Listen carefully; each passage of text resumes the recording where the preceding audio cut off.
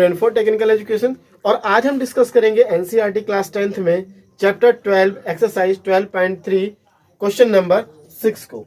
तो बड़ा ही interesting question है और ये क्वेश्चन कई बार एग्जाम में, बोर्ड के एग्जाम में आ चुका है। तो चलिए हम एक एक स्टेप को इसको बारीकी से समझेंगे, किस तरीके से स्टेप्स को किया गया है सॉल्व। तो देखिएगा,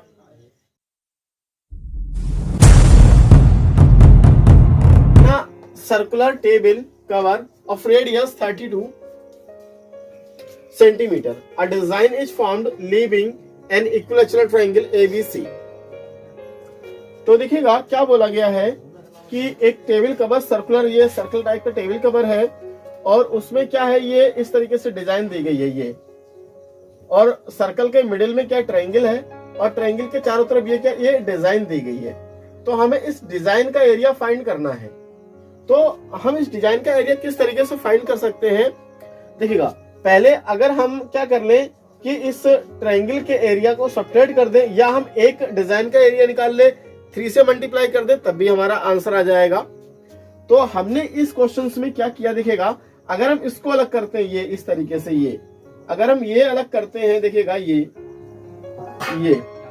तो ये क्या, ये सेक्टर हो जाएगा और ये O हो गया, और देखिएगा ये B है और ये मिला दिया गया, ये C आ गया। उसके बाद में देखिएगा ये हमारा 32 है इधर और ये भी 32 है। अब बात आती कि इसका पूरा एंगल होगा कितना। तो अगर हमें ये ट्रायंगल का एरिया मिल जाए, इस ट्रायंगल का एरिया मिल जाए और पूरे सेक्टर में से ट्रायंगल का एरिया सब्ट्रैक्ट कर दे, तो क्या मिल जाएगा, एरिया ऑफ डिजाइन मिल जाएगा। अच्छा, इससे पहले हम करते थे r² sin थीटा से कर देते थे क्वेश्चंस के लिए, लेकिन इसमें r² sin थीटा इसलिए नहीं लगेगा क्योंकि वो सिर्फ इक्विलैटरल ट्रायंगल के लिए होता है। इसमें ये इक्विलैटरल ट्रायंगल होगा या नहीं होगा ये कंफर्म नहीं है। तो देखिएगा इसमें क्या करेंगे, पहले तो हम इसका ट्रायंगल का एरिया निकालेंगे, और ट्रायंगल का एरिया निकालने के लिए हमें काफी कुछ प्रोसेस करना पड़ेगा। देखिएगा सबसे पहले हम क्या निकालें, ये जो O है, यानी ये पूरा एंगल कितना होगा, ये यहां से यहां तक। तो हम अगर इसको देखते हैं बारीकी से, देखिए मैंने इसको यहाँ पे इस तरीके से बनाया, ये इसका मैंने सेंटर पॉइंट ले लिया, और देखिएगा अब यहाँ पे ये O ले लिया, यहाँ से O को इससे मिलाया, इसको इससे मिलाया, इसको इससे मिलाया। तो हमने क्या देखा कि ये जो है ट्रायंगल 3 पार्ट में डिवाइड हो गया, और टोटल एंगल कितना होता है, 360 होता है। अगर 360 को हम 3 से डिवाइड कर देंगे तो ये क्या है, ये एक हर एक पार्ट का एंगल निकल के आ जाएगा। तो हमने क्या किया, यही किया। यहाँ पे देखिएगा रेडियस 32 दे रखा है, let O be the centre. हमने क्या मान लिया, O जो है वो सेंटर है, और हमने जैसे ये ज्वाइन करे थे अभी इस तरीके से A O B O, और ये इन सबको ज्वाइन कर लिया। तो यहाँ लिखा ज्वाइन BO और CO को। तो एंगल हमने निकाला क्या, BOC एंगल निकालेंगे। कैसे निकालेंगे, 360 को 3 से डिवाइड कर देंगे। क्यों 3 से डिवाइड करेंगे, क्योंकि वो 3 पार्ट में डिवाइड हो रहा, देखिएगा 4 पार्ट होते तो 4 से डिवाइड कर देते। तो जस्ट हमने वही किया है। 3 1 जा 3 हो गया, देखिए 3 1 जा 3, 3 2 जा 12, 0 का 0, यानी क्या निकल के आ गया, 120 आ गया। तो ये पूरा एंगल कितना आ जाता, देखिएगा 120 आ गया। अब हमने क्या किया, इसको ऐसे इससे मिला दिया, ये देखिएगा इस तरीके से, और फिर क्या किया, इसका हमने क्या कर दिया, इससे O से एक बाइसेक्टर डाला इस BC के ऊपर, जिसका नेम हमने दे दिया D। और जब ये बाइसेक्टर होगा, इसका मतलब क्या होगा, पूरा एंगल तो 120 है, देखिए पूरा 120 है, तो 60 इधर रह जाएगा और 60 इधर रह गया, इस तरीके से। तो अब हम देखते क्या कि O D और B, इस तरीके से O D C, ये क्या बन जाते हैं, 2 राइट एंगल ट्रायंगल क्रिएट हो जाते हैं। देखिएगा अगर हमें, देखिए हाइपो तो पता है, यानी अगर हमें OD पता लग जाए तो ये हमारी एरिया ऑफ ट्रायंगल OBC की। देखिएगा हमारा टारगेट ये हम सब क्यों कर रहे हैं, हमारा टारगेट ये है कि OBC का हमें एरिया निकालना है। और OBC का एरिया हम कैसे निकालेंगे, जब तक ये हमें OD ना मिल जाए। देखिए 1/2 OD और BC, हमारा लालच ये है, हमारी नीड ये है कि हम OD और BC निकालना चाहते हैं। तो देखिए OD कैसे मिल जाएगा हमें और पूरा BC कैसे मिलेगा। देखिए अगर हम BD निकाल लें तो BD को डबल कर दें तो पूरा BC मिल जाएगा। तो प्रोसीजर क्या है उसका, देखिए क्या लिखा, ड्रॉ ओडी परपेंडिकुलर बीसी, और किस तरीके से किया कि बीओडी और सीओडी आपस में इक्वल होंगे, क्योंकि ये क्या है, बाइसेक्टर है, तो 60 इधर रहेगा 60 इधर रहेगा। ओके हो गया यहां तक। चलिए अब यहां लिया in right angle triangle BOD में cos 60 डिग्री। अब आप सोच रहे होंगे ये तो ट्रिग्नोमेट्री आ गया, तो हाँ अगर हम इसको ट्रिग्नोमेट्री से करेंगे तो ये क्वेश्चन थोड़ा इजी पड़ जाएगा, अदरवाइज काफी लेंथी प्रोसेस है उसमें। अगर हम दूसरे तरीके से करेंगे तो ये थोड़ा छोटा है, तो इसलिए हमने इसी को करना ज्यादा प्रीफर समझा। तो देखिएगा अब हम आते हैं ट्रिग्नोमेट्री में। ट्रिग्नोमेट्री में थोड़ा हम बेसिक कंसेप्ट क्लियर कर लेते हैं। जैसे P B P upon H H B होता है, पाकिस्तान भूखा प्यासा, हिंदुस्तान हरा भरा, इस तरीके से। मैंने हालांकि ट्रिग्नोमेट्री पे कंटेंट वीडियो बनाई है, आप वहां से जाके वीडियो कंटेंट को देख सकते हैं। और यहाँ पे भी देखिए मैं एक्सप्लेन कर रहा हूँ। ये पहला वाला होता है साइन का, यानी साइन का मतलब परपेंडिकुलर अपॉन हाइपोटेनियस। फिर दूसरा होता है हमारा कॉस बेस अपॉन हाइपोटेनियस। तीसरा होता है हमारा टेन यानी परपेंडिकुलर अपॉन बेस। साइन का उल्टा कॉसेक, कॉस का उल्टा सेक और टेन का उल्टा कॉट, इस तरीके से। अच्छा अब हमें क्या देखिएगा, एक चीज और भी होती है ट्रिग्नोमेट्री में, क्या कि जैसे ये मान लिया ये राइट एंगल ट्रायंगल है और जैसे ये एंगल है, तो अगर एंगल जिस जहां भी होगा वो चीज हमेशा बेस में ली जाएगी। जैसे ये राइट एंगल तो होगा ही होगा, एंगल अगर ये नीचे है तो ये बेस माना जाएगा। अगर ये एंगल यही एंगल क्या कर दे हम यहां लगा दे तो ये बेस, अब ये नीचे है जरूर लेकिन ये बेस नहीं है। बेस वही होगा जिसमें एंगल होगा, और एंगल अगर ऊपर है तो ये वाला हम बेस मानेंगे। तो ये हमारा क्या हो जाएगा, ये हमारा परपेंडिकुलर हो जाएगा। और ये तो हाइपो है ही है, ये हमारे पास हाइपो है ही है। तो अब आप सोच रहे होंगे कि अब देखिए इसमें आते हैं। देखिए यहाँ पे एंगल ये ऊपर है, एंगल ये ऊपर है, तो जब एंगल ऊपर यानी जिसमें एंगल होता है वही हमारा बेस होता है। कहने का मतलब ये ट्रायंगल ओ डी बी में, right angle triangle O D B में अगर बेस का काम करेगा तो ओडी बेस का काम करेगा। परपेंडिकुलर का काम कौन करेगा, बीडी करेगा। और हाइपोटेन्यूज तो हमें कंफर्म है ही है, यानी अगर हम कॉस लगाते हैं तो कॉस की वैल्यू होती क्या है, बेस अपॉन हाइपो। और हमें क्या निकालना है, यहाँ पे ओडी निकालना है। तो ओडी किसका काम करेगा, इसके लिए बेस का काम करेगा, और हाइपो हमें पता है।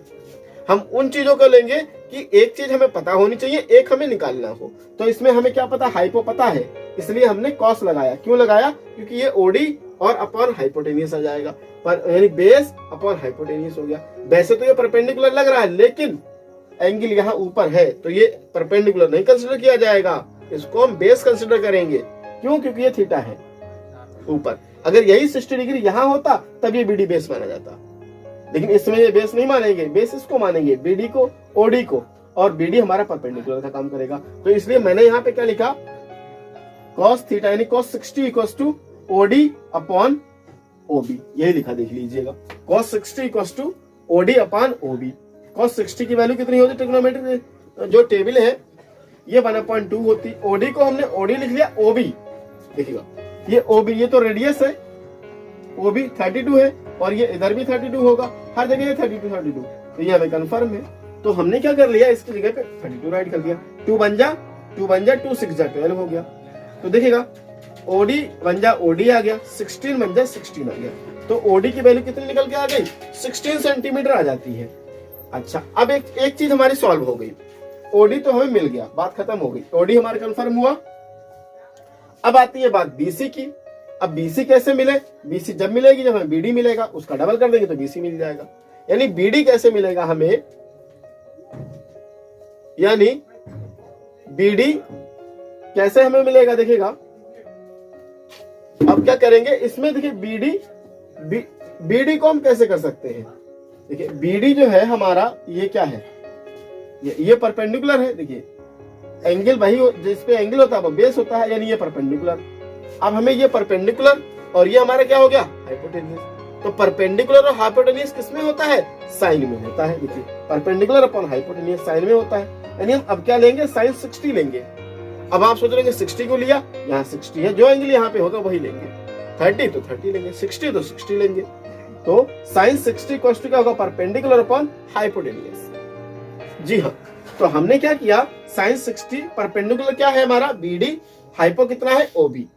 तो 60 की वैल्यू कितनी होती है √3.2। BD हमारा BD आ गया, OB कितना दे रखा 32, क्योंकि OB हमें दिया है हाइपोटेनियस। कैंसिल आउट कर लेंगे, 2 बन जाए 2, 2 बन जाए 2, 2 6 जा 12, यहाँ नीचे 1 आ गया, यहाँ 16 आ गया। BD बन जाए BD हो गया, क्रॉस मल्टीप्लिकेशन दिखेगा इस तरीके से। तो BD इक्वल टू 16√3 आ गया, यानी BD की वैल्यू क्या निकल के आ गई 16√3।